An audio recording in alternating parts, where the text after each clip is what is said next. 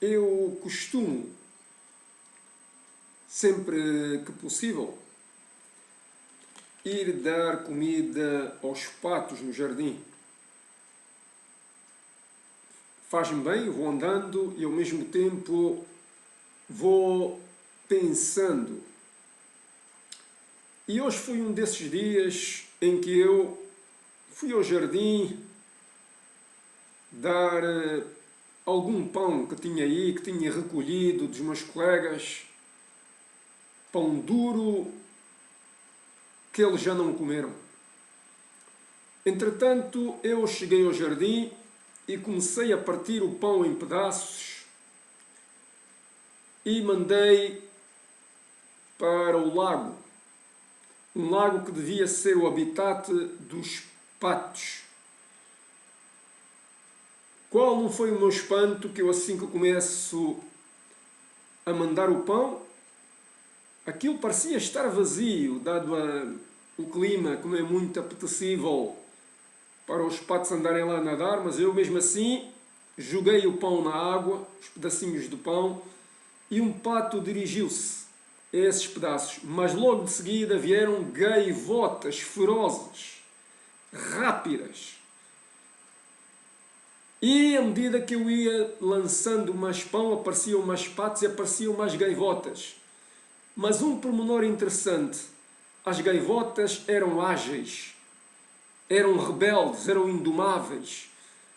Elas eram muito mais rápidas que os patos a bicarem os pedaços de pão e, ao mesmo tempo, intimidavam os patos. Eu vi uma coisa curiosa que vou aqui partilhar. Quando os patos iam primeiro aos pedaços de pão, as gaivotas grunhivam, faziam barulhos com a boca e intimidavam os patos. Os patos ficavam intimidados. E assim as gaivotas comeram os maiores pedaços e comeram mais pedaços de pão. Entretanto, eu vi aquela injustiça e tentei retificar. Ora, isto é o habitat dos patos. As gaivotas são mais ferozes, são mais rebeldes, estão habituadas a voarem contra os ventos, ventos fortíssimos, estão mais habituadas a lutarem contra as ondas, a apanharem peixe nas ondas do mar, têm que ser rápidas, fortes, para resistir, sejam os ventos, seja a fúria das ondas. Eu então tentei, como é que eu vou retificar esta situação, pensei eu para mim, para fazer com que os patos comam. Então eu comecei a cortar novos pedaços de pão e em vez de lançar para o lago, comecei a lançar para a terra. Porque os patos começaram a vir então para a terra e então assim alguns começaram a comer o pão. Mas logo que as gaivotas viram isso, também vieram para a terra. Mas eu então utilizava a seguinte estratégia. Lançava poucos pedaços para ali e as gaivotas iam para lá, para a direita, e lançava muitos pedaços para a esquerda, onde estavam os patos, para os patos comerem. E assim muitos patos comeram. Mas eu pensei, como é que os patos se deixam nesta situação de tanta passividade? Boa tarde, sejam uma vez mais bem-vindos ao Conversas com Deus e Diálogos com os Anjos. Vamos começar. Ora bem, do exemplo que eu vos dei dos patos, eu comecei aqui a pensar, isto não se aplicará às pessoas que estão nos seus países, habitats, que estão com as suas leis, que estão com os seus hábitos, com os seus costumes, quando de repente vêm novas pessoas com diferentes culturas, habituadas a vidas mais duras, a vidas em que eles têm que ser mais rápidos a obterem os recursos, obterem o pão da mesa, até inclusive a roubarem o pão debaixo da mesa. Eu me perguntei em que situação não só o mundo, mas também Portugal está. E então eu lembrei-me do Deuteronômio e de Moisés. Moisés diz uma coisa interessante que está em Deuteronômio 30, capítulo 19. Diz assim, que eu vou passar a ler. Convoco hoje o céu e a terra como testemunhas contra ti, de que coloquei diante de ti a vida e a morte, a bênção e a maldição. Portanto, escolhe bem, escolhe a vida, para que vivas tu e a tua descendência. Basicamente, Moisés estava a dizer isto. Obedece a palavra de Deus, faz o bem, mas, apesar de cumprires os teus mandamentos e respeitares os estrangeiros, não lhe tirando o direito quando eles estão na tua terra, é o que está em Deuteronômio, tens que garantir que eles não comam o teu melhor cereal, nem bebam o teu melhor vinho. Ora, vejamos o que é que se passa cá em Portugal. Em princípio, isto devia ser assim, que eu vou descrever.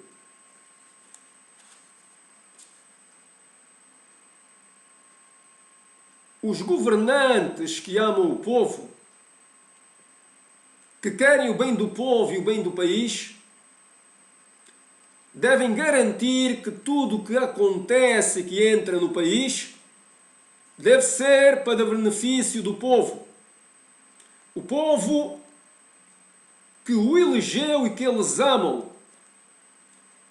Quando há uma situação em que algo entra no país e vem apenas enriquecer uma pequena parte da população e prejudicar as outras, isso deve ser evitado.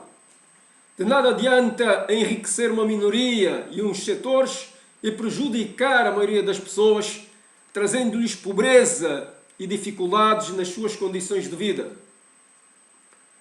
Os governantes que amam o país, quando vão para uma posição, devem pensar e fazer a seguinte pergunta: eu estou aqui nesta posição, de que forma posso melhorar a vida dos meus concidadãos, do povo que me elegeu, e melhorar as condições de vida de todos aqueles que vivem neste país? Os governantes competentes escolhem as pessoas certas para os cargos certos, as posições certas, e essas pessoas também têm que se preocupar com o povo e não ter agendas ocultas que disfarçam sobre discursos bonitos e sobre atos sociais carismáticos. Os governantes que amam o país devem dar bons exemplos e não devem procurar valorizar-se à custa do sofrimento do seu povo. Nós, olhando para Portugal, vemos claramente que o nosso primeiro-ministro, doravante conhecido como PM, fez muita coisa incorreta.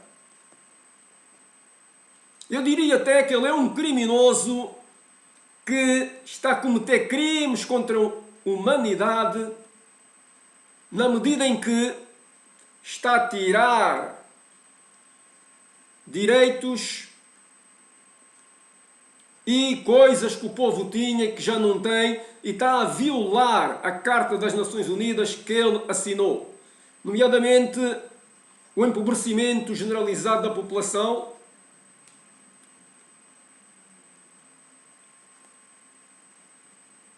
as pessoas ficarem sem casas porque os estrangeiros veem que ele abriu a porta e eles veem que a porta está escancarada, eles vêm roubar as casas, vêm roubar os empregos porque entram cá facilmente, sem ser necessário controle e sem cartas de chamada, como é assim feito nos outros países. Eu conheço uma pessoa que foi agora para a Holanda e só foi com carta de chamada. E ele disse que lá é difícil comprar casa e arrendar casa. Em Portugal, entra-se facilmente, arrenda-se casa facilmente, compra-se casa facilmente.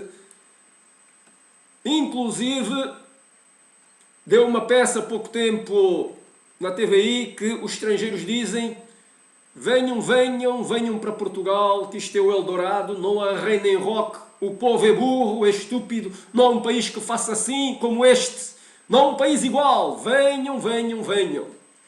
Isto é o Costa, o nosso PM, que fez isto. Isto está a dificultar a vida de todos os portugueses e está a trazer a maldição descrita em Deuteronômio. Maldição é tudo aquilo que traz dor, pobreza, ressentimento e dificuldades às vidas das populações que vivem em determinado país. O Costa criou um regime fiscal favorável para as pessoas comprarem aqui casas. Os vistos gold, o Costa quis investimento estrangeiro que fosse realmente emprego na economia real, mas todos sabemos que isso não aconteceu, que vieram apenas aumentar o preço das casas. O Costa abriu as fronteiras, destruiu o CEF que controlava alguma coisa, por causa da sua agenda, porque ele é um líder que tem uma agenda oculta. É um líder que não se preocupa verdadeiramente com o povo. Na verdade, ele acha que não tem culpa, que as coisas aconteceram sem o seu controle. Ora, um líder que não assume a sua culpa, que líder é este? Onde é que está a sua influência para governar, a sua capacidade para governar? Um líder que escolheu as pessoas erradas para os seus cargos, que líder é este?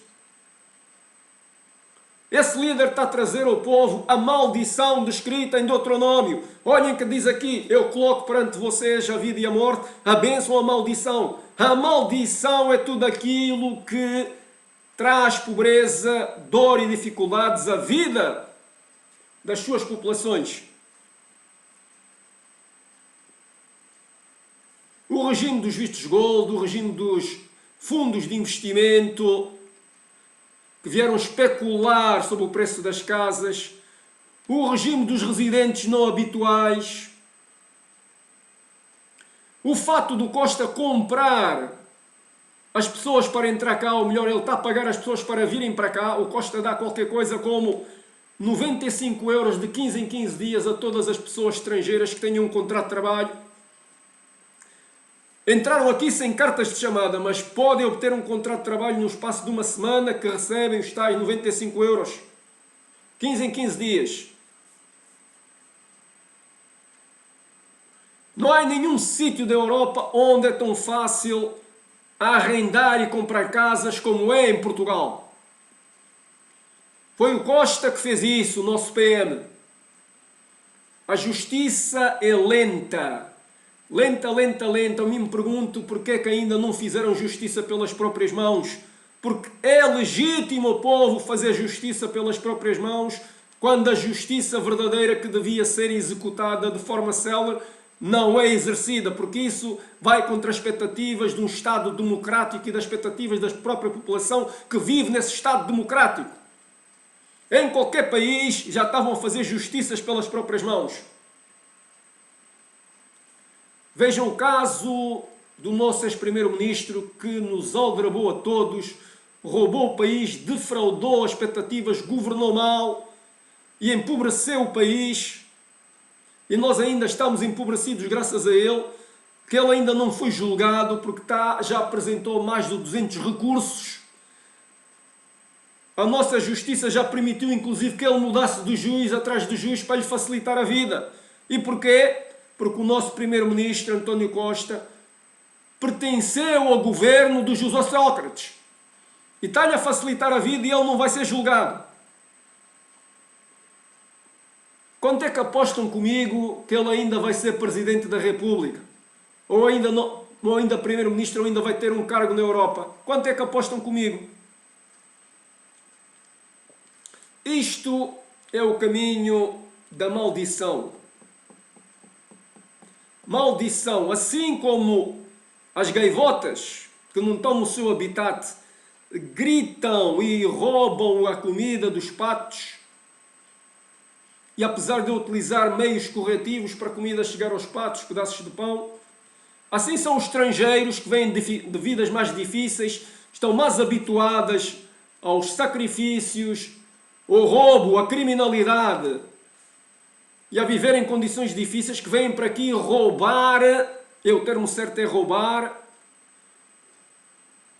o pão da vossa mesa, na medida em que vamos tirar os empregos, porque eu já vi, inclusive em alguns anúncios, que diz-se que quer-se emprego para pessoas que falam português brasileiro. Português brasileiro. Eu já falei com algumas pessoas também que foram a Lisboa e disseram: tive medo de andar lá.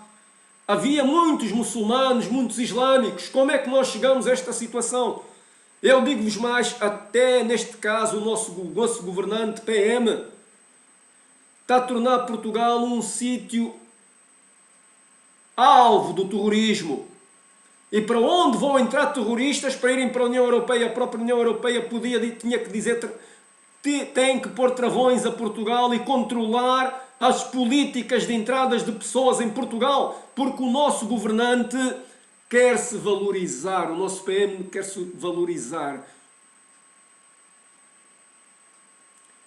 Se isto continuar assim, no futuro vão perguntar às crianças: quem destruiu Portugal? Quem destruiu Portugal? Quem destruiu Portugal? E vai ser dito na voz das crianças: foi o primeiro-ministro António Costa. Foi o primeiro-ministro António Costa. Foi o primeiro-ministro António Costa. Porquê? Porque ele destruiu todas as funções do Estado Social, a saber, a habitação, o emprego, a segurança, a saúde e a educação. O Estado Social deve controlar estes setores, não deve entregá-los. Mas o António Costa não fez nada. E mais, aumentou o preço generalizado dos produtos alimentares. E está a pensar agora que para o próximo ano, aumentando o poder de compra, que vai estar abaixo da inflação, os portugueses vão fazer com que a economia cresça devido ao consumo interno, ou como eles dizem, procura interna. Os economistas são muito engraçados, utilizam o termo procura interna. Basicamente são todos os indivíduos que vivem num país que vão consumir o que é produzido nesse país. Eu consumo de acordo com o seu nível de rendimentos, salário, líquido, e devia ser um investimento também feito, mas como não há investimento, que as taxas de juros estão altíssimas, porque o aumento dos preços é generalizado, não há investimentos, porque ninguém quer pagar taxas de juros altíssimas.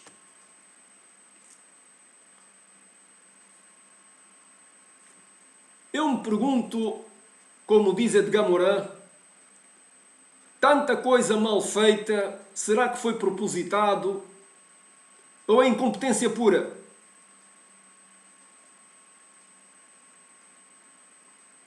Uma pessoa fazer uma coisa mal feita, ok, aconteceu. Duas coisas mal feitas, ok, aconteceu. Agora, tantas coisas mal feitas serem feitas sucessivamente e ele não se responsabilizar, é feito intencionalmente ou é pura incompetência?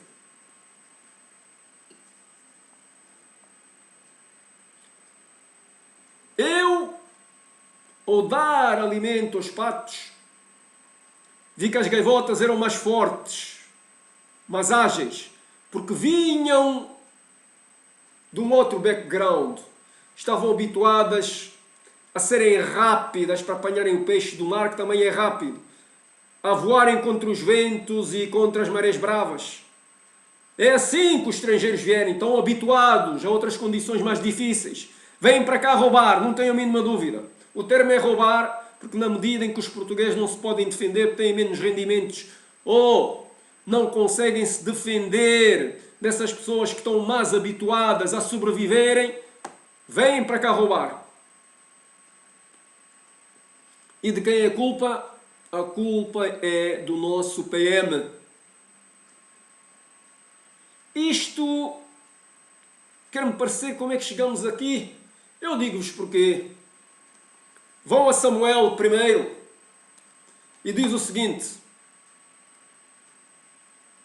quando Samuel, o juiz, o último juiz, um dos mais justos e corretos, que falava com Deus, um amigo de Deus, estava para morrer, o povo de Israel chegou a Samuel e disse assim: dá-nos um rei, porque os teus filhos não são como tu, são amantes dos subornos e não julgam de forma imparcial, julgam de acordo com a seção das pessoas e com aquilo que recebem. São adocicados pelos presentes dos poderosos. Dá-nos um rei. Então Samuel, muito triste, consultou Deus e Deus disse o seguinte: dá-lhes um rei, e escolheu Saul. Saul era um rei que pertencia à tribo mais pequena de Israel. Havia 12 tribos. A tribo de Benjamim era mais pequena e Saul, quando foi eleito rei, até teve medo, desconfiou se era verdade ou mentira e, mesmo governando como rei, nunca considerou que merecesse ser rei. Em vez de fazer aquilo que o profeta dizia e que Deus dizia, Saul quis se valorizar aos olhos dos seus soldados e fazer a vontade dos seus soldados. E Deus então tirou-lhe o reino e deu a David. Saul sabia que não merecia o reino, mas quis se valorizar aos olhos do exterior. Quando o reino foi entregue a David, ou pelo menos a unção, David foi ungido. Ele esperou,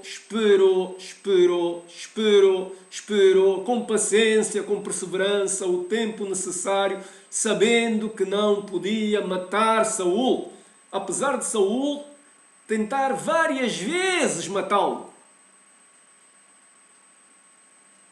E David também teve hipótese para matar Saul várias vezes, mas não o fez, porque dizia: ele foi eleito por Deus, eu não o posso matar, eu vou esperar. E ele esperou o tempo necessário. Até que Saul e seu filho Jonas foram mortos pelos filisteus e David subiu ao poder, depois de uma longa espera.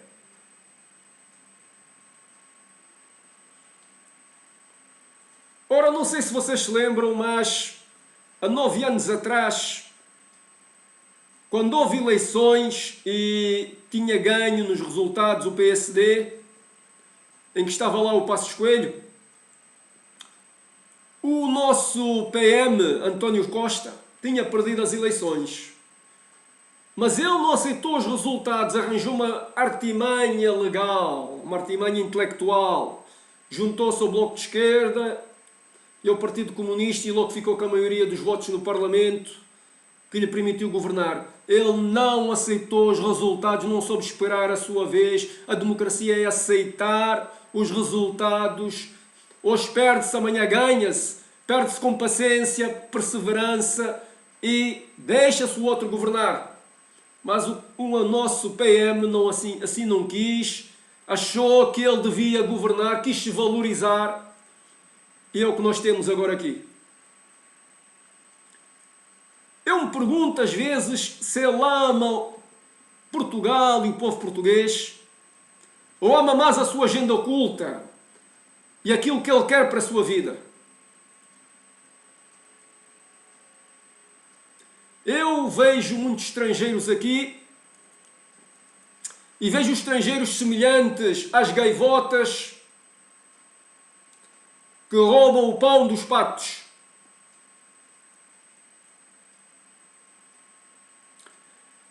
A peça que deu aí, em que nós estamos praticamente com problemas no sistema de saúde, criados pelo Costa, porque qualquer governante sabe que se deve ser previdente, prudente. Num país tão pequeno como Portugal, em que os recursos são limitados, deve-se controlar o número de empresas privadas de saúde, hospitais privados, seguros privados e por aí fora, para evitar que haja uma fuga de recursos do sistema público. Todos nós sabemos isso, a economia básica. Se o setor mais propício para a ação do Estado é o sistema de saúde, está ligado à essência do Estado social e do Estado democrático, o Estado tem que controlá-lo. Se o setor mais propício à ação do Estado é o setor educativo, o Estado tem de controlá-lo. Se é um mercado de habitação, o Estado tem de controlá-lo. Mas o nosso querido PM mostrou que não governa com justiça, que não tem essa capacidade e não está ao lado de Deus. Eu, quando vi aquela peça das mulheres grávidas virem para aqui para entupirem os nossos serviços de saúde, para terem filhos aqui, para terem nacionalidade portuguesa e para os seus pais depois virem para aqui ter tratamentos gratuitos, posteriormente, apesar de regressarem ao seu país e obterem a nacionalidade portuguesa, eu fiquei estarrecido de como o nosso primeiro-ministro é incompetente. Mas nós não fazemos nada. Não fazemos nada. Não fazemos nada. E deixamos que nos roubem o pão da mesa. Deixamos que os nossos direitos sejam violados. Que a nossa dignidade seja violada. A nossa dignidade como povo seja violada. Como seres humanos seja violada. E mais, este Estado está a deixar de ser indispensável na mente dos portugueses. Um Estado tem que ser indispensável. Um governo tem de ser indispensável. Quando é dispensável, está na altura desse governo ir embora. Mas o nosso Presidente da República quis mantê-lo no poder, apesar das burradas que ele fez. Eu me pergunto se não há uma aliança estratégica entre os dois, um acordo estratégico entre os dois, quiçá de longa convivência no passado. Um foi professor do outro.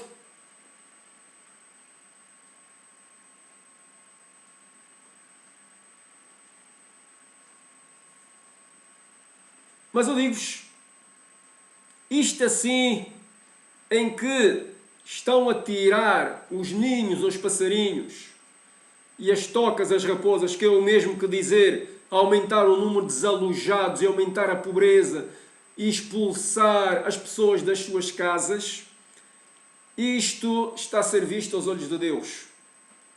Deus é testemunha e esse clamor chegou lá em cima. E eu trago esta palavra. Digo-vos já que em 2060 Portugal vai estar numa situação muito difícil na década de 2060, mas essa situação pode ser antecipada. Posso dizer que em 2060 a Terra vai ruir, muitos prédios vão cair, e isto é proveniente do que agora é feito agora aqui. Mas pode ser antecipado. Porque Deus é o penhor dos pobres. Se a riqueza dos ricos é a sua fortaleza, Deus é o penhor dos pobres. Deus olha para os pobres, para os órfãos, para as viúvas, para os aleijados, porque Deus não quer cães vadios. Deus não quer dor, ressentimento e mágoa. Deus não quer que o seu povo seja roubado.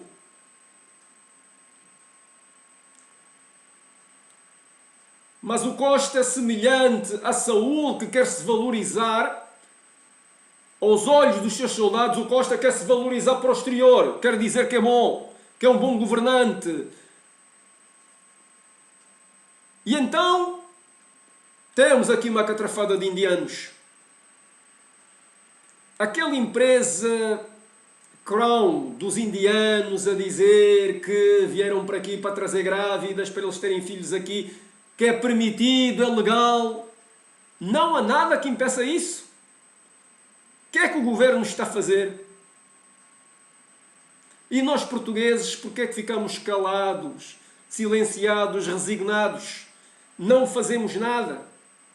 Seremos nós os patos que tiveram a perder, estão a perder gradualmente o espaço no seu habitat por causa das gaivotas, porque elas berram connosco e nós temos medo delas. Elas grunhem. E nós temos medo delas, temos nós que ter medo dos estrangeiros que venham para cá. Permitir que eles alterem as coisas a seu belo prazer e nós fiquemos calados, em que perdemos os nossos direitos, os nossos recursos, os nossos rendimentos. E vejamos as nossas condições de vida alteradas para pior. Quero que vocês pensem nisso. Eu agora vou clamar a Deus. Como servo de Deus eu vou clamar. E vou clamar de uma forma forte para evitar que isto continue. Senhor, como teu servo eu clamo a Ti, espero que me estejas a ouvir e eu sei que estás. Peço, invoco-te e venhas ao meu encontro, Senhor. Mostrei-te aqui a situação deste povo. Este povo que está a ser embrutecido, empobrecido.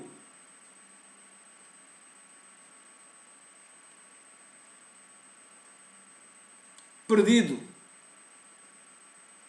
Está perdido nas mãos de um governo que não segue a tua lei, Senhor.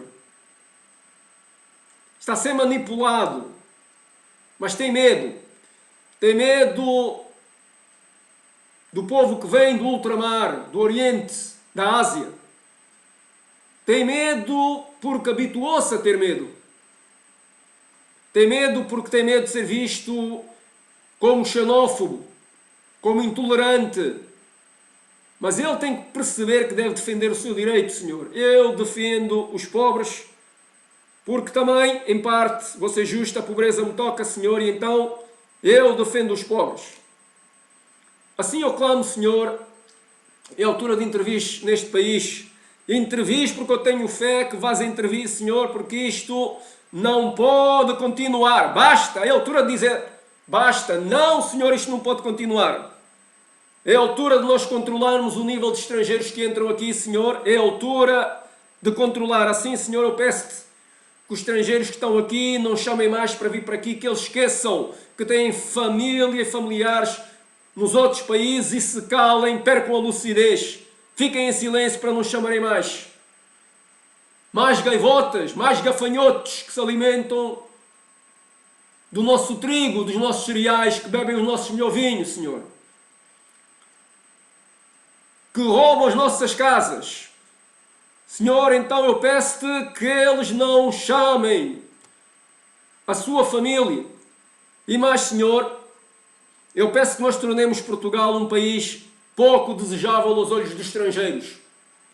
Pouco desejável, é necessário que haja aqui conflito entre os portugueses e os estrangeiros, que seja espalhada entre os portugueses a semente do conflito, Senhor, a semente do conflito, para que eles defendam os seus direitos e a sua dignidade e a sua vida. E a sua posteridade, Senhor. Eu peço que tu espalhes o anjo de confusão aqui, Senhor. E peço-te mais, Senhor, vamos fazer com que os aviões caiam do céu. Quando vier repleto de aviões para Portugal, de estrangeiros, os aviões têm que cair do céu.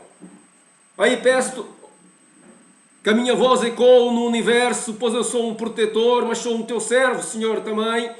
E assim eu digo aos protetores do ar, do vento, da terra, da água, da chuva, do mar e do fogo: ouçam o meu clamor. É a altura de nós mexermos nas nuvens, nos ventos, nos raios, nas tempestades. É a altura de nós confundermos os pilotos e os copilotos. Quando eles estiverem a vir para Portugal, dirijam-se para outro sítio ou os aviões se despenhem. Eu sei, Senhor, que parece muito frio da minha parte. Muitas centenas de vidas vão se extinguir e mostra falta de empatia. Mas eu sempre te disse, eu quero ser como David, exterminar os maus. E não posso permitir que as gaivotas tirem o alimento dos patos, nos habitats dos patos. Eu oro em nome e por amor de Jesus Cristo, Senhor. Amém. Que a bênção de Deus, o amor do Espírito Santo e a comunhão de Jesus Cristo esteja connosco. Em nome do Pai, do Filho e do Espírito Santo.